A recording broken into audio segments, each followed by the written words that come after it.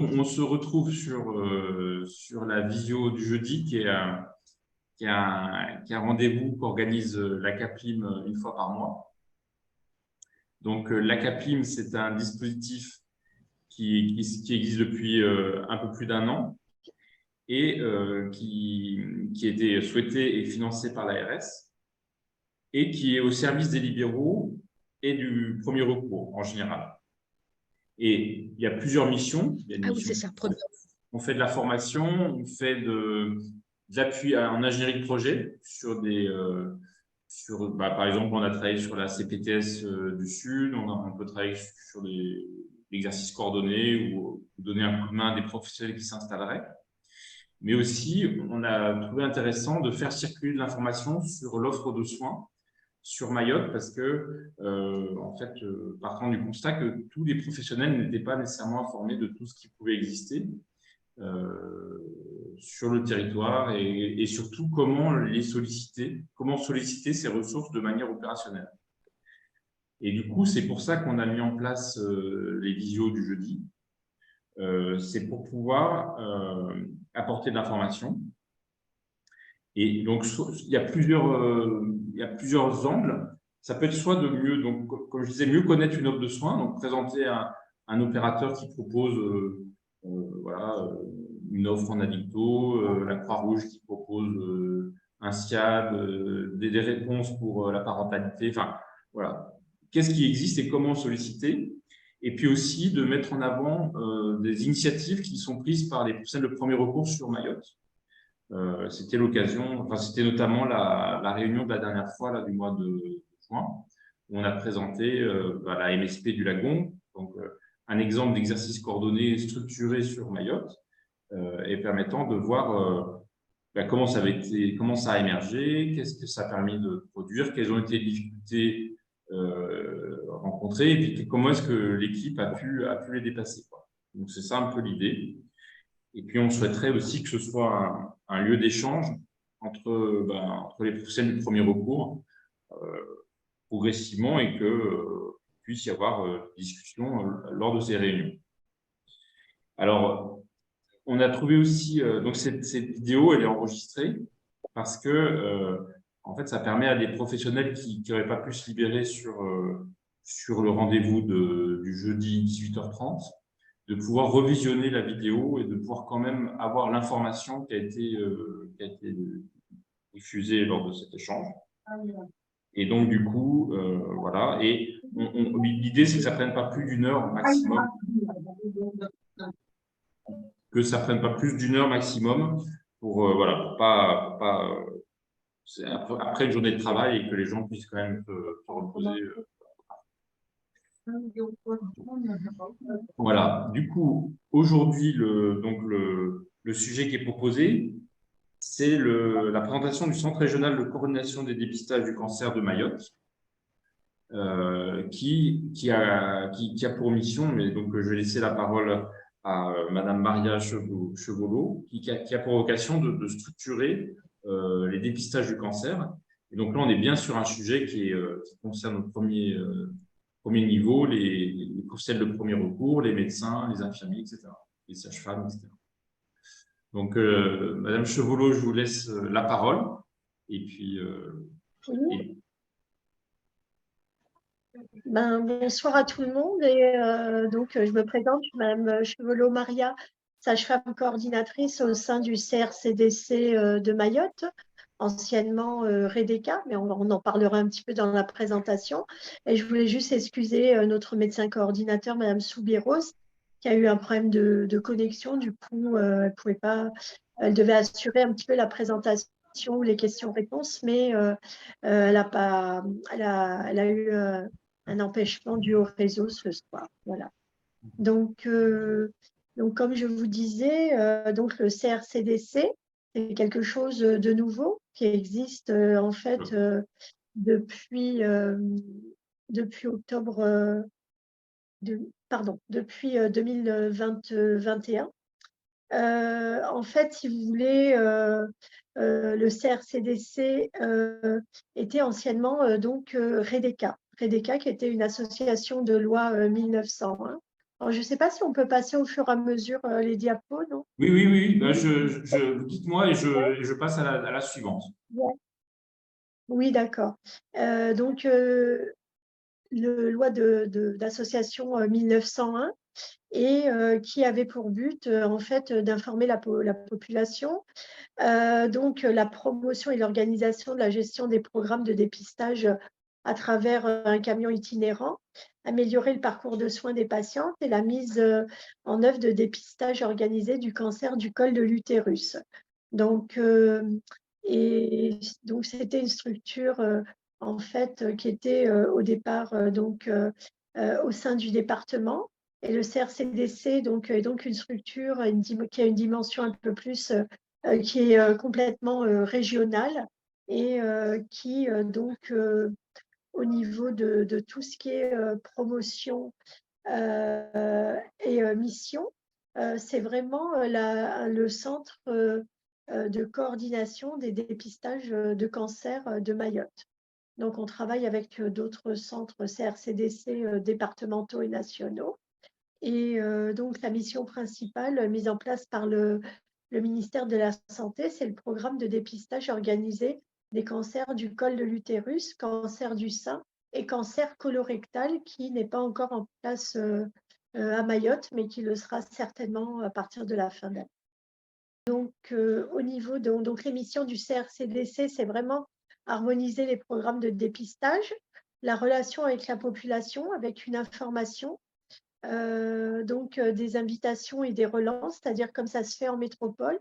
On va inviter les gens pour revenir se faire dépister et avoir un suivi au niveau des examens qui sont faits et des actions de lutte contre aussi les inégalités, puisque à travers le camion ou à travers en fait les différentes actions, on va aller vers la population et tout type de population affiliée ou non, qui n'aura pas de participation financière par rapport à ces dépistages et à ces préventions.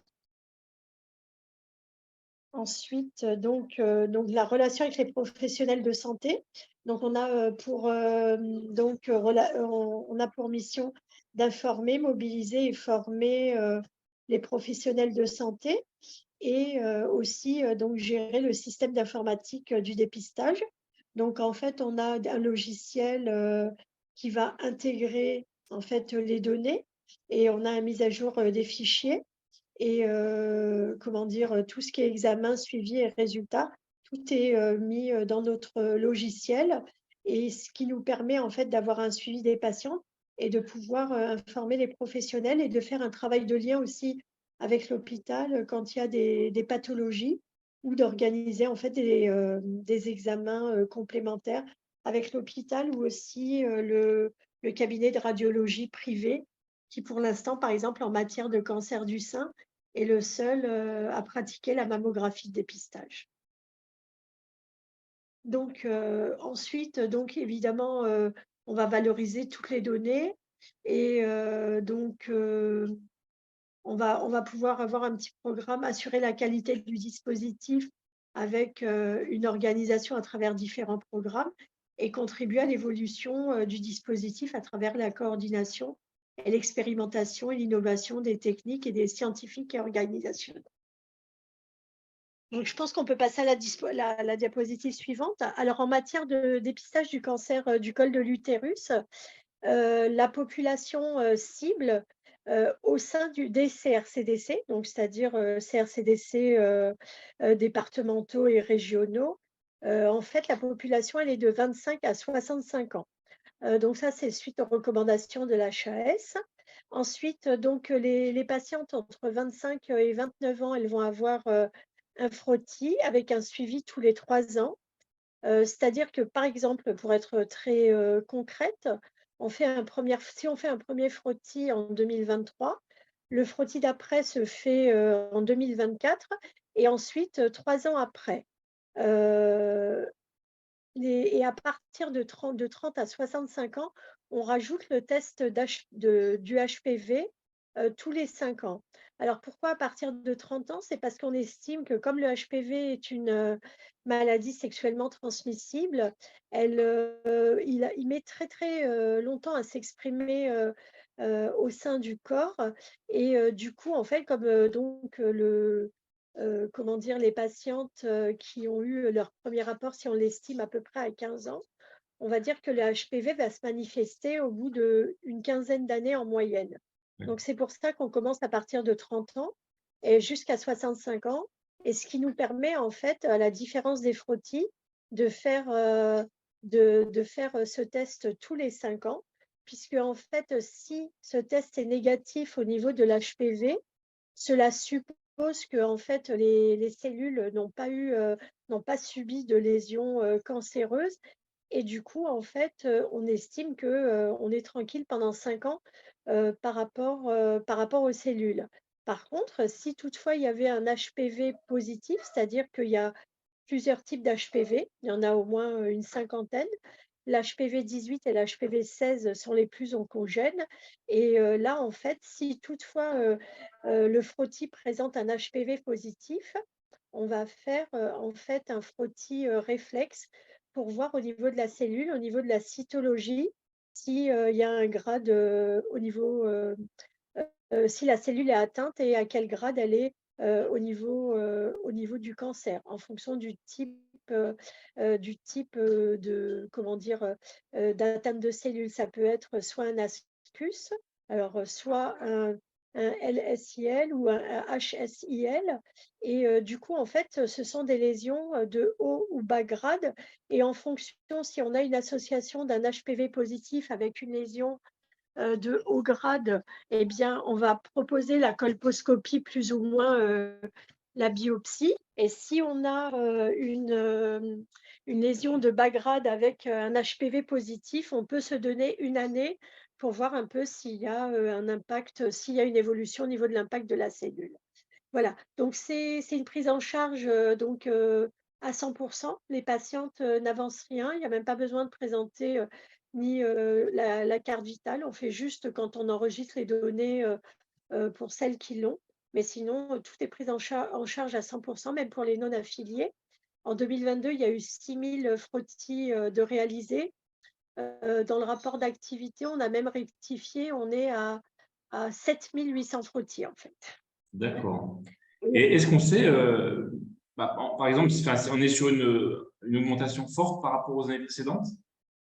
oui, en fait, on a explosé quand même, l'impact que l'on a au niveau de la population puisqu'en fait, au départ, en 2020-2021, on avait 3000 frottis. Donc vous voyez, on a plus que Ah doublé, ouais, en fait. ah ouais, donc c'est un doublement en 2 ans, quoi. Ouais. D'accord. Ok. Et le suivi le suivi des frottis, ça incombe à quel professionnel de dire bah, il faut refaire le frottis après 3 ans ou le test HPV tous les 5 ans? Qui est chargé de ce suivi? Alors pour le suivi des frottis, en fait, c'est, en général, donc les frottis sont réalisés par, les sages-femmes, qui peuvent être hospitalières, sages-femmes de PMI, sages-femmes libérales et bien sûr, au sein du CRCDC, donc puisqu'il y a des consultations pour les frottis. Il y a aussi les médecins libéraux et médecins généralistes qui peuvent éventuellement effectuer les frottis et donc c'est à eux de comment dire? De proposer, justement ce suivi et souvent en fait, ils nous contactent pour avoir, des conduites à tenir quand, par exemple, notamment en matière d'HPV, c'est assez récent, c'est seulement depuis 2021 et du coup, pour connaître un petit peu, la conduite à tenir, en cas d'HPV positif et savoir si on refait tous les 5 ans ou, de façon annuelle comme je disais ou proposer la colposcopie, eh bien, en fait, ils passent par nous. Il faut juste savoir que, le CRCDC centralise tous les examens et en fait, par le biais, d'un coursier, qui va chez les professionnels, privés, donc c'est-à-dire les libéraux, en tant que sage-femme ou médecin qui, assurent le ramassage des frottis. Tous les frottis donc arrivent, au sein du CRCDC. Ils sont, rentrés dans la base de données et ensuite envoyés, chez Cerba en métropole pour analyse et nous avons les résultats jusqu'à enfin, un mois après. Voilà. Vous D'accord. voulez qu'on parle? Et alors, juste pour, parce Et qu'en du fait, coup, du je voulais coup, juste oui, pardon, allez-y, allez-y.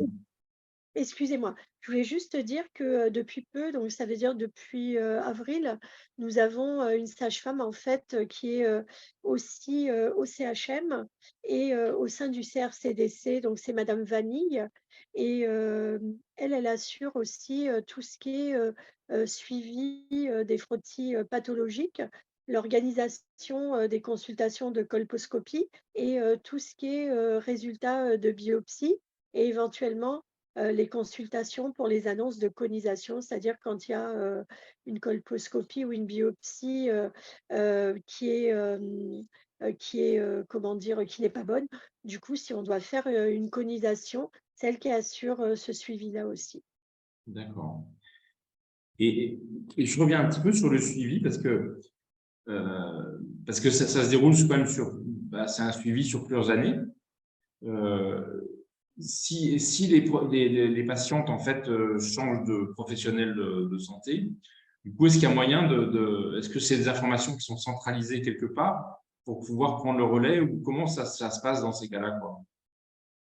Mais en fait, ce que j'ai oublié de dire, c'est que on a dans la base de données, bien sûr, bah, tous les résultats des patientes, mais on a aussi, en fait, au niveau du carnet des patientes, on a un petit carnet, de frottis, en fait, dans lequel, est répertorié, sont répertoriés, pardon, tous les examens que la patiente a eus, uniquement au niveau de REDECA ou CRCDC et du coup, en fait, bah, tout est tracé. Donc il y a aussi, les résultats d'agrafés et il y a aussi les conduites à tenir de noter.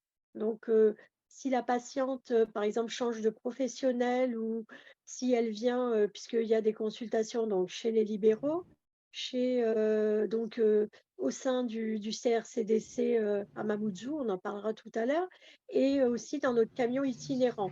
Donc, quel que soit le lieu où la patiente, va se présenter pour, soit demander si elle a besoin d'un suivi ou s'il faut refaire, l'examen, eh bien, en fait, le professionnel, pourra avoir l'information. S'il ne l'a pas sur le carnet, si la patiente n'est pas en capacité de présenter son petit carnet, il peut toujours appeler, donc au sein du CRCDC et notre secrétaire, en fait, ou moi-même, ou la sage-femme qui sera là, peut accéder au logiciel et donner les informations. Le professionnel de santé n'a pas accès direct sur le logiciel, il doit passer Est-ce que par vous, c'est quoi. clair? Oui, il doit passer par nous. Sauf il y a certains professionnels de santé qui, eux, ont le logiciel MS Santé. Donc, quand ils réalisent des frottis,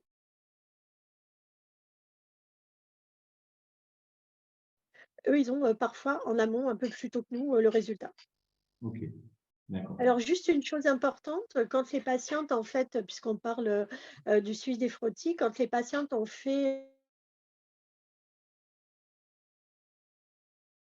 heu un frottis, comme la patiente ne rentre pas dans la base de données, si toutefois, il y avait un examen complémentaire à faire, le professionnel va l'orienter vers le CHM, par exemple, pour une demande de colposcopie, quand le frottis est pathologique et il y a ou non un HPV ou une lésion de haut grade. Donc on va l'orienter, vers, le CHM. Sinon, il y a toujours possibilité que nous, on les reçoive, au sein du CRCDC, si le frottis, par exemple, était normal ou il n'y avait pas d'HPV et on peut refaire de façon à pouvoir rentrer la patiente dans notre base de données. D'accord. Mais bon, donc ce que vous dites, c'est que enfin, si suite au frottis, il y a nécessité d'avoir un examen complémentaire, il y a une orientation vers le CHF pour une Tout coloscopie. à fait. C'est ça. Ok, très bien. Donc en fait, en matière de cancer du col, donc comment dire? Donc comme on le sait, c'est quand même, dû au papillomavirus, un virus, qui en fait est, une infection sexuellement transmissible. Du coup, il y a un vaccin qui existe, donc il y a une prévention, qui n'est pas faite, vraiment, ici à Mayotte, mais même, en métropole puisqu'en fait, au niveau, au niveau du gouvernement, ils proposent en fait à partir de septembre une vaccination. Donc il y a un vaccin qui est le Gardasil ou le Cervarix. Le plus répandu est quand même le Gardasil 9. Et en fait, ce vaccin doit être fait chez toutes les jeunes filles et chez tous les jeunes garçons avant le premier rapport sexuel. Ça, c'est important, puisque en fait, avant qu'il y ait tout contact avec une éventuelle, avec le HPV, c'est important de le faire parce qu'il y a des pays où il y a, en matière de santé publique, euh, il y a un choix. Par exemple, en Australie, ils font des vaccins en fait systématiquement à tous les adolescents à partir de l'âge de 11 ans, garçons et filles. Et le taux de cancer du col de l'utérus tend à 0% quand même, donc c'est pas mal. D'accord. Donc, ce vaccin, en fait, il peut être prescrit donc par un médecin traitant ou par le gynécologue. Il y a donc ce vaccin, en fait, il doit être fait entre 11 et 14 ans, chez les garçons et chez les filles. Et c'est 2 doses qui sont faites à 6 mois, 2 injections à 6 mois d'intervalle. Ce vaccin, en fait, est remboursé par la sécurité sociale. Il a un coût de 120 € par injection. Il est remboursé par la sécu et la mutuelle, si, les patients pour les non affiliés, en fait, c'est un peu plus compliqué et on essaye de voir, en fait, on va essayer de voir avec l'ARS, dans la stratégie, par rapport à la stratégie nationale de santé, voir un peu, bah, comment on va pouvoir, faire ce vaccin aussi, faire accéder, au vaccin, ben, les personnes pour les personnes qui ne sont pas affiliées. Voilà. Ok. Et Ensuite, sinon, il y a un l'état de la pratique sur Mayotte aujourd'hui, sur la proposition de ce vaccin, on en est où quand vous avez des chiffres pour avoir une idée? non. Non, j'ai pas on n'a pas réellement de chiffres parce qu'en fait, c'est vraiment depuis peu, qu'on s'est intéressé et il y a eu la dernière campagne de rattrapage vaccinal de l'ARS, en mars-avril au niveau du qui était, faite, donc en relation avec le rectorat. Donc il y a eu, une vaccination, de garde-asile, du vaccin HPV qui a été proposé. Mais j'ai pas eu de on n'a pas encore de retour, en fait, au niveau des chiffres. Mais là, on espère, hein, on espère que, au niveau de la stratégie de santé, on va pouvoir, mettre en place ce vaccin et qui va être surtout proposé. Donc je disais, c'est entre 11 et 14 ans, il y a 2 doses et après entre 14 et 19 ans, on peut faire un rattrapage. Là, il y a 3 injections, pareil à 6 mois d'intervalle.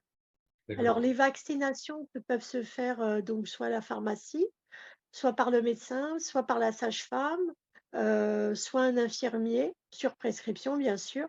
Et au Mm. niveau du CEGID, donc c'est-à-dire, le centre, en fait, de dépistage anonyme et gratuit qui se trouve, à côté de Jacaranda ou au niveau de la planification familiale. Mais, c'est plus le CEGID qui joue le rôle à Mayotte parce qu'il y a plus de planning familial pour le moment. D'accord. Ok. Et bien sûr, avant tout rapport sexuel. Donc, vous avez un rôle de promotion de On fait une promotion de cette. promotion et en fait voilà et en fait, la promotion, elle se fait comment? Et bien à travers nos médiatrices de santé qui sont, formées et nous avons une bande dessinée, on va dans les collèges et les lycées et on propose une petite bande dessinée. Il y en a 2 qui s'appellent Jamila à l'école et Jamila à la maison et à Mm. travers cette bande dessinée, on donc expliquer, la vaccination, expliquer aussi, le frottis de dépistage et ben, tous les où tout ça se réalise et du coup, ça fait un su l'information et surtout, se fait surtout, dans l'oralité. Donc à travers, Saint Impact, à travers, les adolescents, on essaye, eux, de les sensibiliser avant les premiers rapports sexuels, mais aussi au niveau de la famille. Et il y a aussi une petite vidéo qui est réalisée aussi avec, qui a été réalisée avec un acteur, très connu, sur Mayotte qui est, Combo et cette vidéo, comme pour les BD, elle explique un petit peu, les bienfaits, pourquoi le frottis, pourquoi l'HPV et où réaliser en fait tous ces examens et où faire la vaccination. Ok. Donc là, en fait, je pense qu'elle résume un petit peu tout ce que j'ai dit, la diapo. D'accord. Donc Et donc, ce que j'ai expliqué tout à l'heure, Voilà. en fait, en matière de cancer, la spécificité, si on peut dire spécificité au niveau du cancer du col de l'utérus, c'est qu'en fait, si on ne réalise pas de frottis, on ne saura jamais qu'on a, des lésions au niveau du col ou qu'on est porteur de l'HPV. Et du coup, en fait, c'est comme ça que parfois, il y a des patientes qui vont ne pas faire du tout de frottis ou pas faire en fait, de contrôle alors qu'elles ont une lésion, par exemple, de bas grade et on se retrouve avec des cancers, invasifs parce qu'en fait, il y aura pas de contrôle qui aura été fait. Donc vraiment, s'il y a quelque chose d'important, c'est vraiment, de bien expliquer à la population qu'en fait, pour le cancer du col de l'utérus, si on ne réalise pas le frottis, on ne pourra jamais avoir l'information, de savoir qu'on est porteur soit de l'HPV ou de lésions en fait, précancéreuses ou prétumorales. Et du coup, après, ça sera une intervention très Ouais, tardive. On ne va pas pouvoir avoir c'est d'impact. ça. Et ensuite, donc après le dépistage, comme je disais, donc les frottis, sont analysés par, le laboratoire Cerba en métropole. Nous recevons les résultats, on les dispatche en fonction, des préleveurs, privés et on les rentre dans la base de données et ensuite et les préleveurs privés et nous, par notre système de camions itinérants, lors de nos consultations en maternité périphérique ou au CRCDC, on convoque les patientes pour leur donner le résultat du frottis et ensuite donc elles sont orientées vers le CHM pour une prise en charge de colposcopie ou de biopsie si besoin. Donc en fait, c'est vraiment un outil important, le camion itinérant nous permet d'aller vraiment, vers la population, qui ne peut pas se déplacer bien évidemment, jusque Mamoudzou et ça permet aussi de bien expliquer l'intérêt en fait de poursuivre, au-delà du dépistage, avec la colposcopie et la biopsie et tous les contrôles qui vont avec. Mhm. Et est-ce que vous Alors la proposez communication. justement parce que effectivement le fait d'aller votre camion, ça permet d'aller au devant de la population. Et est-ce que vous faites aussi des formations pour les professionnels de santé pour que qu'ils puissent sensibiliser leur patientèle, quoi? Oui. Alors, on a fait, donc au sein du CRCDC pour nos médiatrices de santé. Ensuite, on a fait aussi, une formation pour les sages-femmes de PMI. On avait prévu, mais ensuite, bon, le contexte a fait on avait prévu avec le Conseil de l'Ordre de faire, pour toutes les sages-femmes libérales, faire une soirée où il y avait justement présentation du CRCDC et une formation. Mais on va la faire là, prochainement. Donc, tout ça, on organise. On organise aussi, au sein des lycées, pour les infirmières scolaires. Et les médiatrices, en fait, elles, au niveau de la population, vont, dans certains centres de formation, pour adultes, pour, pouvoir, en fait, expliquer la prévention, en matière de cancer du col de l'utérus, pardon et cancer, du sein. Oui, Alors ok. pour le cancer du sein, la cible sont, les femmes entre 50 et 74 ans et c'est les patientes qui habitent, sur Mayotte. Alors ça, c'est, en matière, en fait, de dépistage, de cancer, du sein. C'est-à-dire que, les patientes, on va les recevoir et on va leur donner, contrairement en métropole où en fait, pour la cible, il y a des invitations qui sont données par rapport à une base de données, de la sécurité sociale. En fait, nous, à Mayotte, on va, en faisant cet aller vers ou lors des consultations, quand les patientes, s'avèrent être dans la cible, on va leur, donner, l'invitation pour aller faire une mammographie de dépistage. Alors cette invitation, en fait, c'est comme une ordonnance et les patientes vont contacter, le cabinet de radiologie privé à Mayotte, qui est le seul, qui fait les mammographies, de dépistage pour aller faire leur mammographie et ce sera pris en charge, pour tout le monde, que ce soit les affiliés ou les non affiliés. Ça, c'est en matière de dépistage. En matière de prévention, en fait, on va, lors des consultations, alors par exemple, en maternité périphérique, dans le camion, au sein du CRCDC, donc, au sein du CRCDC, c'est les mercredis. En fait, on fait des consultations sans rendez-vous pour expliquer l'autopalpation et aussi donner les invitations.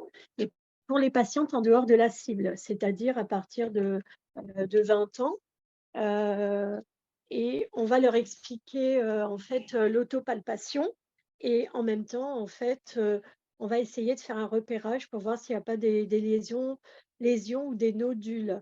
Parce qu'en fait, il faut savoir qu'à Mayotte, une chose importante, c'est que le cancer du sein, qui normalement a une incidence au sein de la population mondiale ben, aux alentours entre 50 et 74 ans, à Mayotte, en fait, cette incidence est réduite à 40-45 ans. Donc, c'est Ouais. important. D'où l'importance d'être vigilante plus tôt, quoi.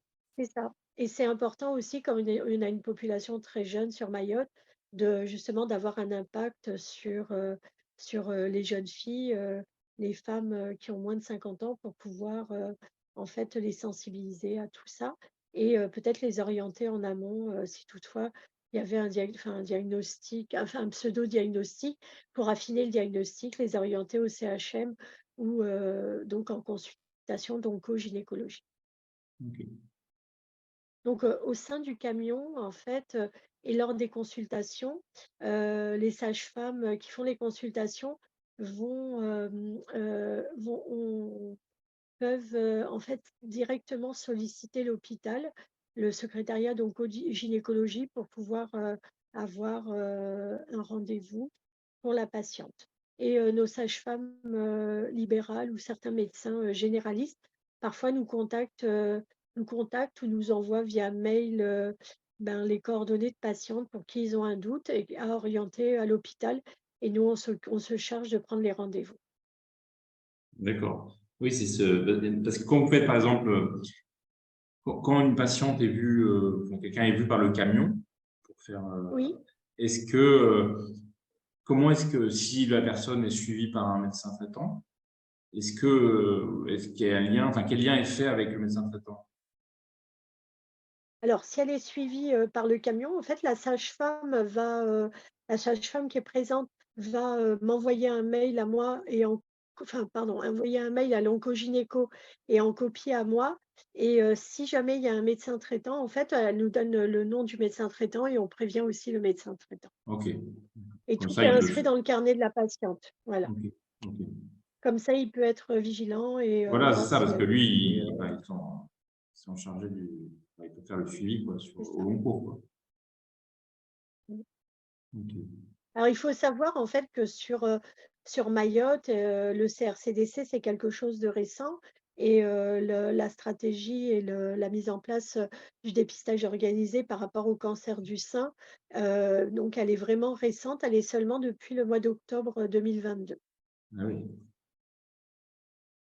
Mais ça a déjà bien avancé. Oui, oui, oui, ça se structure bien, quoi. Alors, du coup, ben, en fait, pour tout ce qui est mammographie de dépistage, bah, ce sont Hum. des radiologues agréés. Donc, notamment, c'est le docteur Abdallah, donc en cabinet privé sur Mayotte, hein. Je vais parler spécifiquement de Mayotte.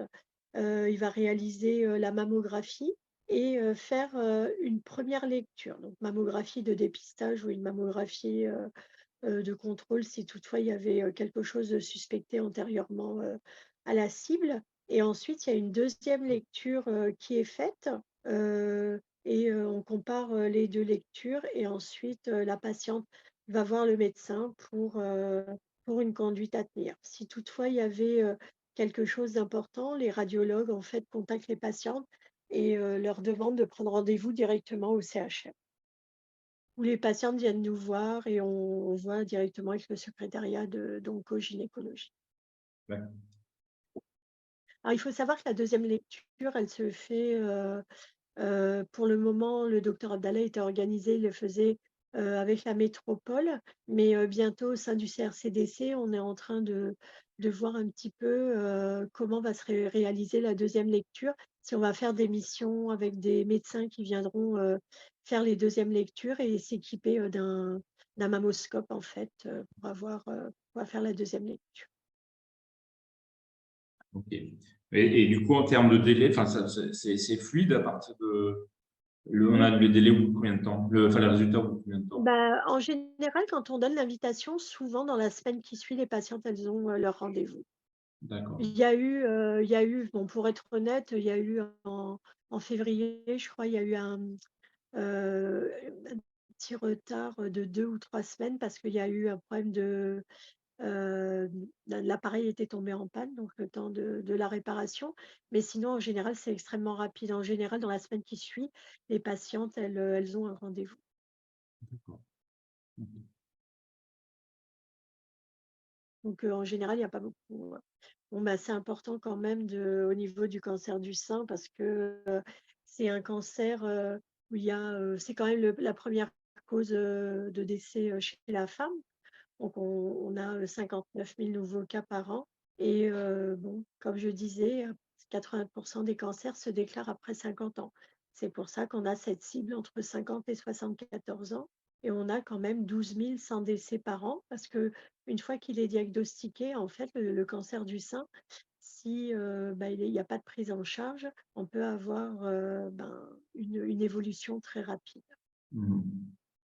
Alors après, comme pour tous les cancers, hein, que ce soit tous les cancers en général, il y a des facteurs en fait de risque pour les cancers. Oui. Bon, bah, déjà, le fait d'être une femme pour le cancer du sein. On a vu pour le cancer du col de l'utérus, bon, bah, c'est le HPV, mais il y a aussi les facteurs liés à l'hérédité. Donc, s'il y a des antécédents de cancer dans la famille, si la patiente elle a des antécédents de cancer, puis après, on a tout ce qui est extérieur, en fait, avec perturbateurs endocriniens, l'alimentation, la sédentarité.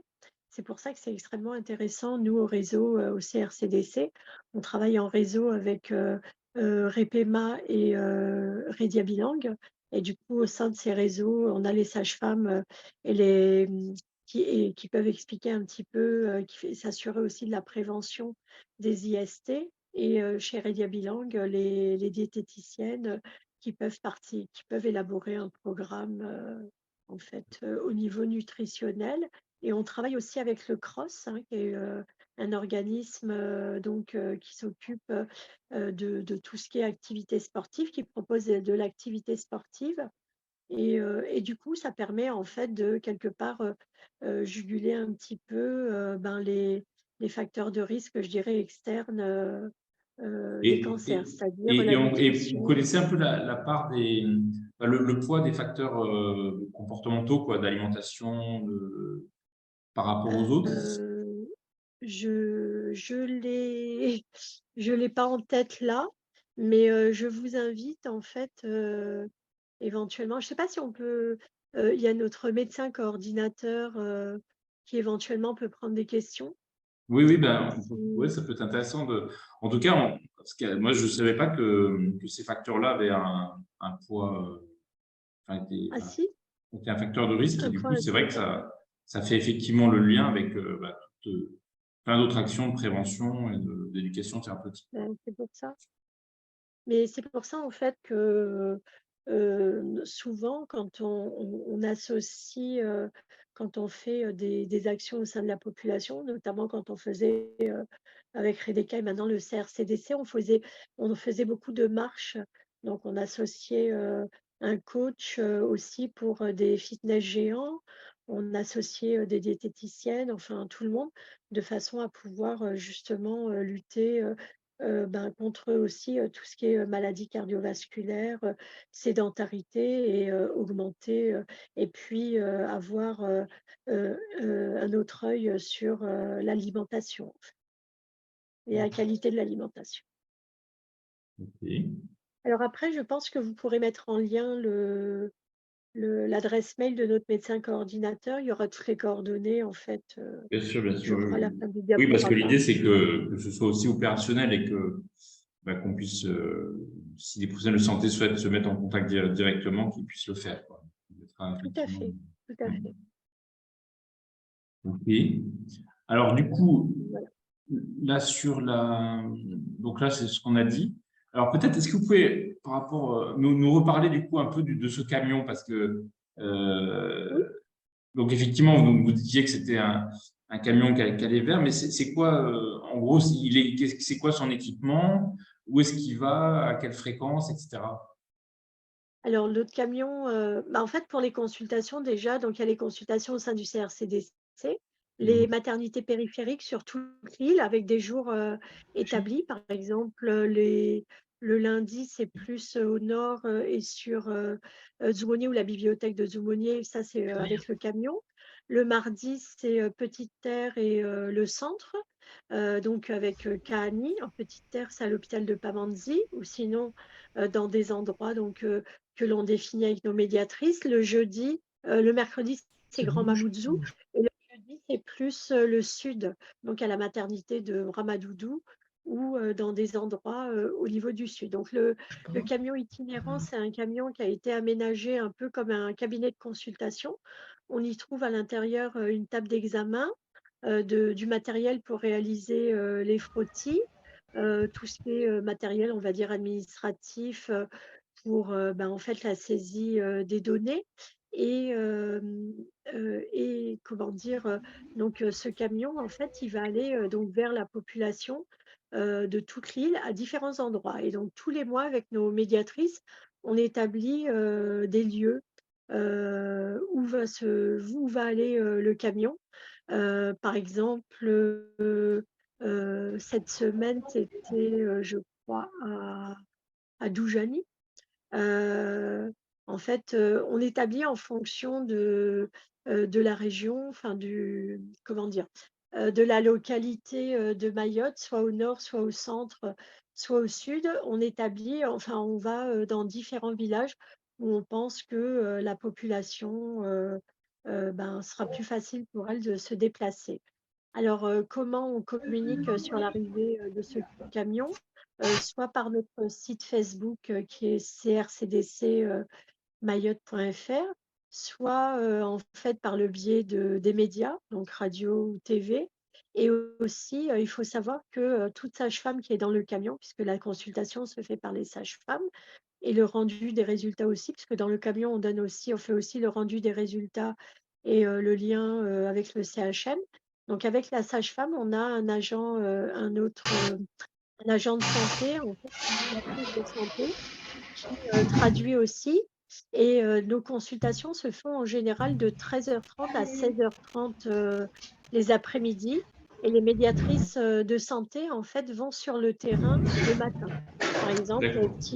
Au même endroit, si le quoi. lieu, si l'endroit de consultation est par exemple à Msapéré, elles vont aller dans tout Msapéré et les alentours pour sensibiliser la population, aussi vérifier les carnets, voir un petit peu s'il y a besoin en fait de refaire des frottis.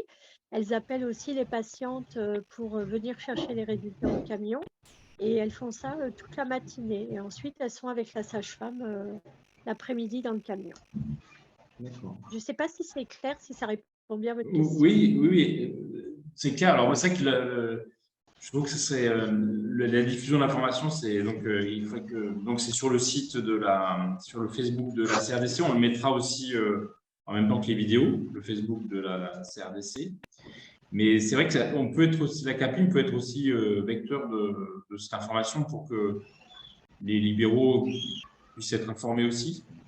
Et est-ce que les médiatrices en fait se rendent en contact avec les infirmiers, sages-femmes, médecins du secteur où le camion se déplace?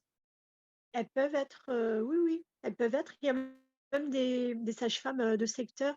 Il y a même eu une infirmière libérale, je crois, lors d'Octobre Rose, qui a participé à une sensibilisation. Et il y a même dans nos sages-femmes vacataires, parce que bien évidemment, on ne peut pas assurer toutes les consultations, enfin, je ne peux pas les assurer moi-même, et mon homologue du CHM, Madame Vanny. Et du coup, en fait, on a des sages-femmes vacataires. Alors, on a soit des sages-femmes du CHM, on a certaines fois certaines sages-femmes libérales hein, qui prennent des vacations. Et puis, on est en contact, en fait, lors des tournées de sensibilisation, les médiatrices peuvent être en contact avec les sages-femmes. Alors, D'accord. par contre, vous parliez en fait de diffusion de l'information au au niveau des sages-femmes libérales, comme notre coursier passe pour récupérer les examens.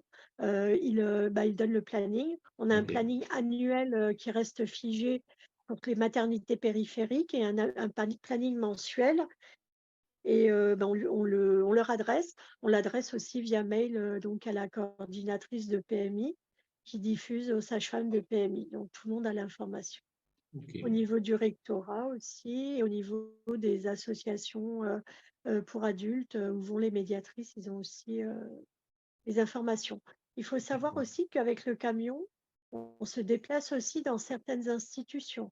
On est allé à la Caisse de sécurité sociale de Mayotte, à l'ARS, au sein du conseil départemental.